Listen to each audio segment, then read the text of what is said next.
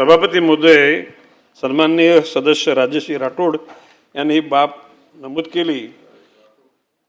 त्यामध्ये नॅशनल पार्कच्या परिसरामध्ये बिबट्याचा आणि मानवाचा कधीही संघर्ष झालेला नाही। एकही केस तशी म्हणजे बिबट्याने हल्ला केला मानवाचा, लेट मी टॉक। त्या ठिकाणी मगाशी मी उत्तरात म्हटलेलं की तिथल्या प्रत्येक आदिवासीचं पुनर्वसन केलं जाईल आणि त्यांच्या ट्रेडिशनल त्यांच्या राहण्यामानामध्ये फरक पडणार नाही, म्हणून त्यांच्याकरता 20 एकर जागेमध्ये ग्राउंड+1 एवढीच त्या ठिकाणी मर्यादित उंचीची घरं बांधली जाणार आहेत।